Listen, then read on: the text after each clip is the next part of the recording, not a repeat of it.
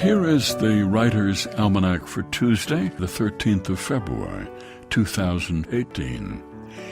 It's the birthday of the true crime writer William Ruffhead, born in Edinburgh, Scotland, 1870, a lawyer, loved murder trials, went to see them at the High Court, Edinburgh, which he then wrote up as narratives and published in his book 12 Scots Trials in 1913. Henry James liked his work, so did Sir Arthur Conan Doyle, and President Franklin D. Roosevelt reserved a special shelf near the Oval Office just for the books of William Ruffhead.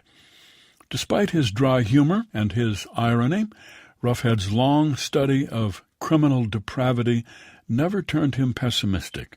He said, "The study of criminology has by no means made me a cynic. It has encouraged my admiration for the ingenuity of the human race."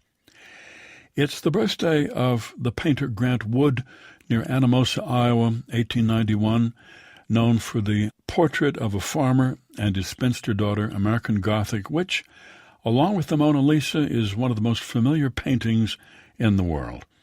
Grant Wood grew up in Cedar Rapids, Iowa, went to art school in Minneapolis, then Chicago, went to Europe, where he saw the work of Jan van Eyck, the 15th century Flemish painter, and was influenced by it. It was in homage to Van Eyck that Wood painted those stylized fields and rolling hills of Iowa, and those lit scenes with long shadows. In a new biography entitled Grant Wood, A Life, R. Tripp Evans presents Wood as a closeted homosexual who adopted Midwestern regionalism as a shield for his own bohemianism, and who, when he died of pancreatic cancer at the age of 50, was planning to leave Iowa and move to California. And it's the birthday of the first man to travel faster than the speed of sound, Chuck Yeager, born in Myra, West Virginia, 1923 on this day, a fighter pilot in World War II who became a test pilot in the Air Force, flying the rocket-powered Bell X-1 airplane. October the 14th, 1947, he broke the sound barrier. Though he had fallen off a horse 2 days before and broke a couple ribs, but he didn't tell anyone about that. He went up in his plane to an altitude of 45,000 feet, did what he was supposed to do, and 14 minutes later he was back on the ground. Here's a poem for today by Theodore Roethke in praise of prairie. The elm tree is our highest mountain peak, a 5-foot drop, a valley, so to speak. A man's head is an eminence upon a field of barley spread beneath the sun. Horizons have no strangeness to the eye. Our feet are sometimes level with the sky.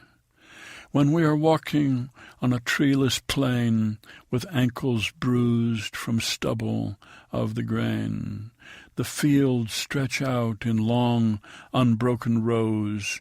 We walk aware of what is far and close. Here, distance is familiar as a friend. The feud we kept with space comes to an end. In Praise of Prairie by Theodore Roethke from his selected poems published by Anchor Books and used by permission here on the Writer's Almanac, supported by the Poetry Foundation, offering poetry podcasts to listen to and thousands of poems to read at poetryfoundation.org. And by the Mosaic Foundation of Rita and Peter Hayden, based in Ann Arbor, honoring the literary arts and the universe of great ideas. And by Grove Press, publishers of The Big Seven by Jim Harrison, the story of a hapless detective up against a family of outlaws and his struggle to come to grips with the 7 deadly sins, in bookstores everywhere. Produced by Joy Biles, assisted by Teresa Burgess. Be well, do good work, and keep in touch.